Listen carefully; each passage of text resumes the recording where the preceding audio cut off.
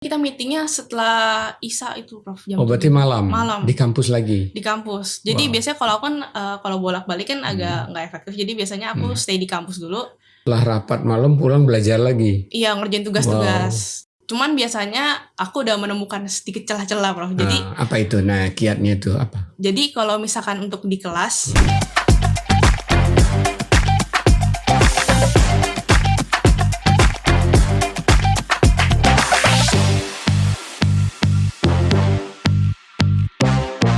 Selamat datang kembali di Lini Podcast.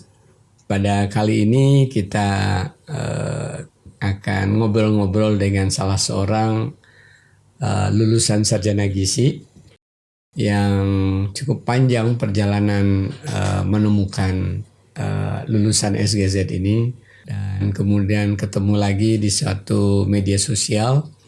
Kemudian ternyata ketika itu lagi di Korea dan sekarang sudah berada di Indonesia, bisa sukses meraih sarjana gizi di salah satu perguruan tinggi ternama di Indonesia. Kemudian ketika dunia mahasiswa, kakak ini memimpin suatu kegiatan yang besar, kegiatan nasional yang disebut Nutrition Fair. Apa itu Nutrition Fair nanti kita obrolin, yang saya anggap sukses gitu ya. Kemudian kakak kita ini yang sarjana gizi juga belajar bahasa Korea dan cukup lama. Dan ketika masa mahasiswa juga pernah ke Korea, paling tidak kita juga ingin tahu gimana sih persepsi dari kakak kita ini tentang healthy lifestyle-nya milenial di Korea. Hai sahabat sehat, apa kabar? Bersama saya sekarang ada Gabriel Kineta, sarjana gizi atau SGZ. Apa kabar? baik Prof, gimana Prof? Saya panggil kakak aja ya, kan Boleh, ini banyak anak-anak muda semua biasanya yang nonton ya. Jadi Kak Kineta gimana kabarnya? Sehat Prof. Sehat ya? Sehat, masih semangat terus Prof. Mas, top, terima kasih.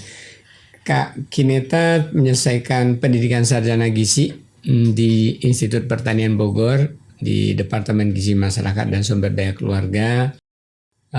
Pada saat wisuda itu kata Kak Kin amat menyedihkan karena di wisudanya ketika pandemi ya. Iya, Jadi dilakukan secara online.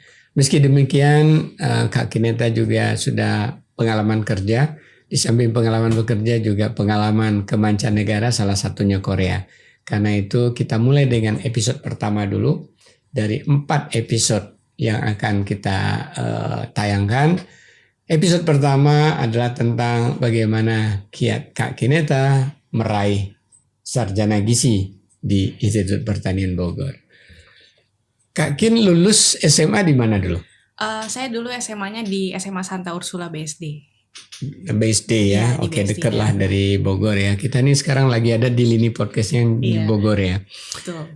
Nah, gimana ya kok dari SMA itu kan sebenarnya salah satu persimpangan jalan ya, mau kemana ya, mau kiri, kanan, atas, bawah, perguruan tinggi mana gitu ya.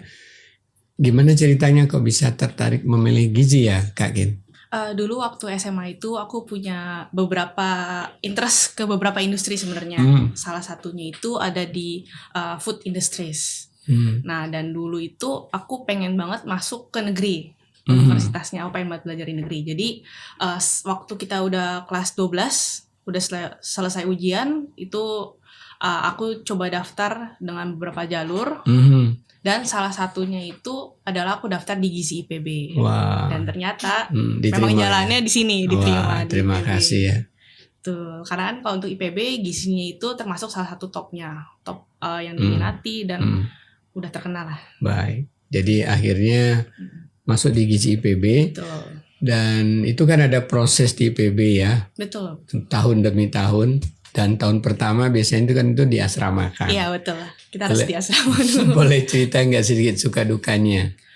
Tinggal di asrama berapa orang satu kamar? Satu kamar isinya 4 orang. 4 orang. Kebetulan aku dapetnya 4 orang. 4 orang.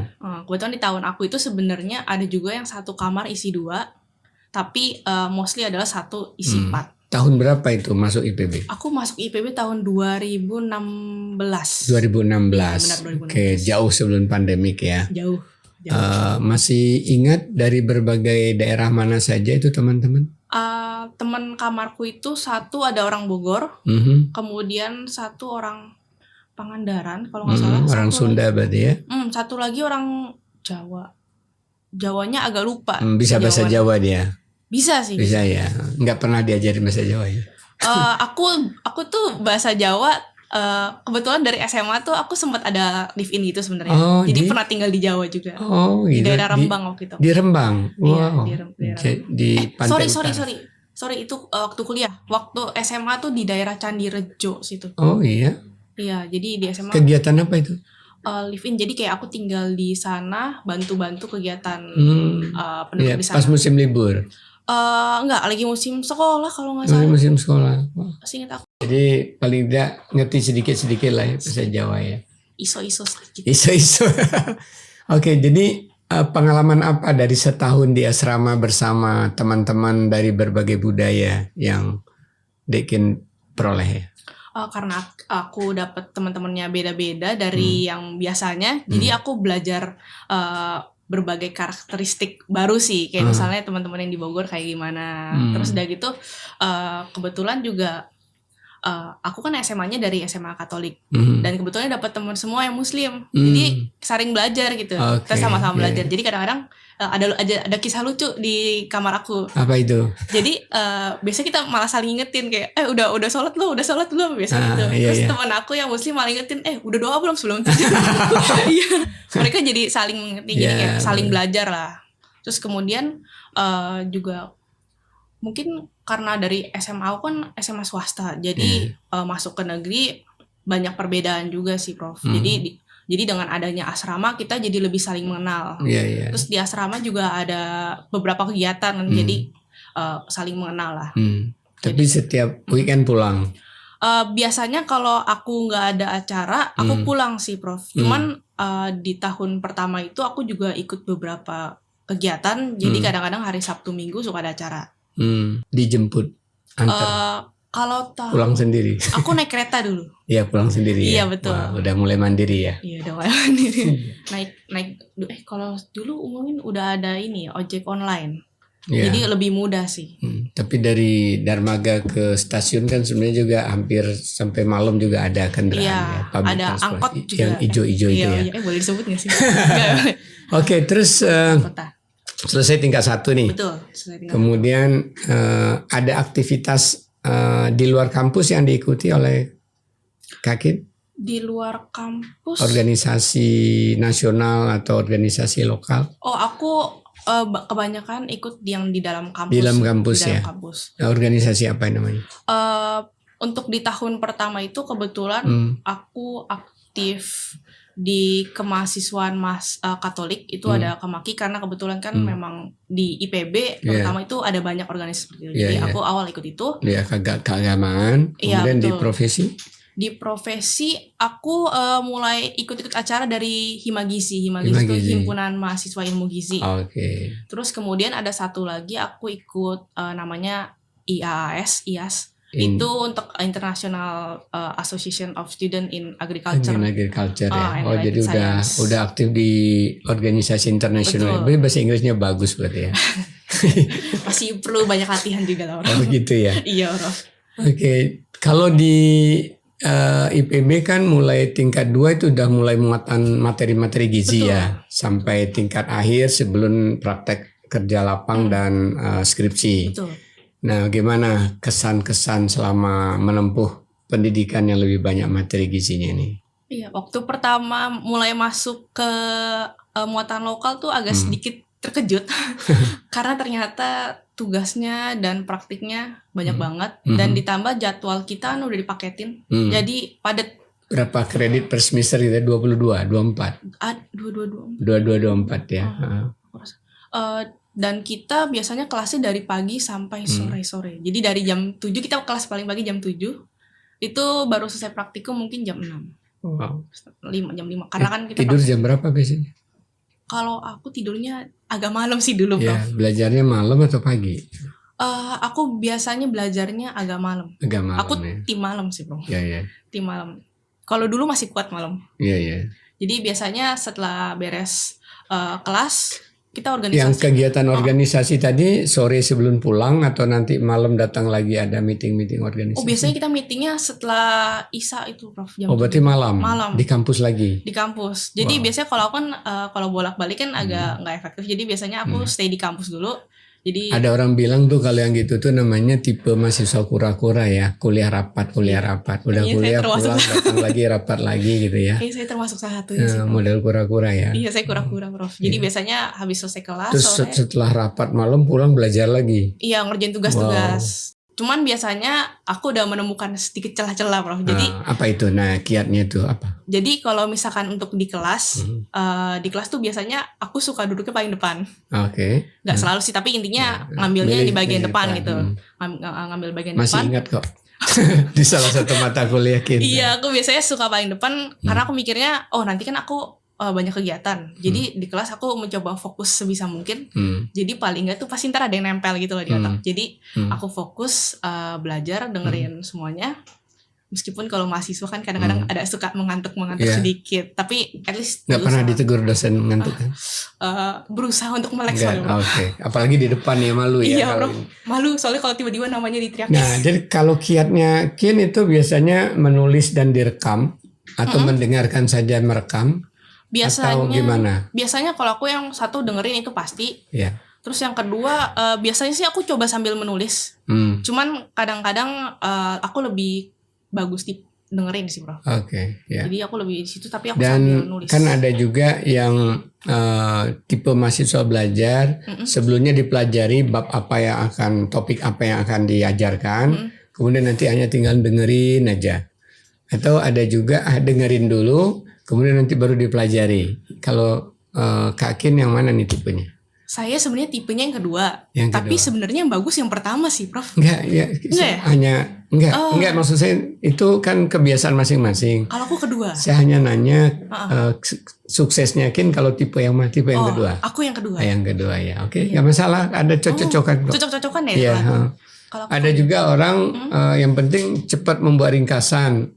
Sayup-sayup kedengaran ya. Terus nanti dia ulang lagi. Ya, ada juga yang sambil ngerekam. Nanti sambil pergi jalan rapat diputerin sama dia dengerin lagi gitu. Jadi macam-macam sih. Tapi kalau Kakin nggak ngerekam kan ya? Aku nggak ngerekam. Aku biasanya fokus dengerin sambil kadang-kadang ada tulis beberapa. Ya, ternyata itu cocok ya karena membuat IPK-nya bagus gitu kan. Kalau kita jumping nih akhirnya boleh diungkap IPK-nya berapa terakhir? Masih bisa dapet cum laude sih. Oke, selamat ya cum laude. Luar biasa. Ada gurunya nggak masih di Santa Ursula? Gurunya ada guru. Mungkin boleh siapa nama gurunya? Saya thank you ya. Ini salah satu Santa Ursula. Mungkin mau nyebut namanya silakan. Ibu siapa dulu? Apa bapak? Beda-beda sih soalnya. Beda-beda ya. Iya, guru kelas? Guru kelasnya semuanya aja lah. Deh ya. Terima kasih sudah dibimbing. Luar biasa ya dapat bisa cum laude. Selamat deh. Terima kasih, Bro. Oke, kita Prof juga. Makasih. Kita lanjut lagi ya. Tadi kan salah satu tugas akhir tadi kan ada praktek kerja lapang, ada yang di masyarakat, ada di rumah sakit, ada di food service. Betul. Itu dilalui semua dan merasa kesan-kesannya seperti apa? Dan ada kiat nggak? Yang biasanya yang kesulitan tuh ketika mau buat laporan ya, menyiapin udah makalahnya, udah PPT presentasi, waktunya tinggal terakhir seminggu misalnya gitu. Untuk yang tugas akhir ya, Pak. Kalau menurut aku sih proses trial and error tuh banyak, dimulai dari pertama nyari topik segala macam itu memang ada. Tapi diingat lagi kembali tujuannya di awal apa. Jadi kalau misalkan memang udah punya tujuan pasti secara tidak langsung termotivasi. Kayak kalau aku dulu memang memilih untuk data sekunder, analisis data. Jadi ini untuk skripsi ya? Iya, untuk yang skripsi aku betulan. Dibimbing siapa? Oleh Bu Yayu. Ya udah profesor belum ya? Kita doain ya jadi Profesor Yayu, Dokter Yayu ya. Oke. Amin. Dulu aku memang tujuannya mau ngambil data sekunder dan harus lulus 4 tahun. Wih, udah tekad ya. Ternyata udah tekad. Berhasil. Iya, puji Tuhan masih bisa. Meskipun waktu itu kan kalau data itu kan kadang-kadang kita kan ngerjain di komputer kan banyak kayak kelebihan rasa tiba-tiba ada boringnya mungkin, tapi ingat lagi tujuannya gimana. Jadi waktu itu akhirnya. Jadi topiknya tentang apa skripsinya waktu itu? Waktu itu analisa kebijakan gizi dalam rangka menurunkan prevalensi stunting di Jawa Barat. Di Jawa Barat ya. Iya, betul, Jawa Barat. Selamat deh kalau gitu. Terus masa-masa menulis skripsi kan biasanya juga perlu di samping kerja sendiri, perlu konsultasi. Oh iya. Kesan-kesannya gimana waktu itu? Kalau dulu aku kebetulan lumayan panjang prosesnya, jadi aku sempat berapa kali ganti topik juga. Biasanya nggak langsung tentang tadi ya kebijakan? Iya, nggak langsung kebijakan gizi. Aku bahkan mungkin ganti 2-3 kali topik. Tapi karena kan kita coba gali terus kan yang terbaru, maksudnya bukan terbaru sih, tapi yang terbaik lah ya untuk jadi topik skripsi ya. Dan kebetulan yang kebijakan gizi ini juga waktu itu masih jarang loh. Iya. Jadi waktu itu berapa kali proses, akhirnya udah coba konsultasi juga dengan guru kira-kira bagaimana topiknya ini. Akhirnya diputuskan yang terakhir. Nah, berakhir dengan ujian tentunya ya. Iya betul, ujian. Nah, suka duka ujian skripsi? Kebetulan untuk skripsi waktu itu aku ujiannya online. Udah kena itu ya. Oh iya betul, COVID udah ya. kena COVID. Oke. Jadi waktu itu untuk seminar dan ujiannya aku online udah semuanya. Online, ya. Sampai juga wisudanya juga online. Oh sudah online, aduh. Ya apa boleh buat ya, memang kondisinya pandemik ya. Betul. Jadi nggak menikmati langsung proses wisuda oleh rektor. Iya.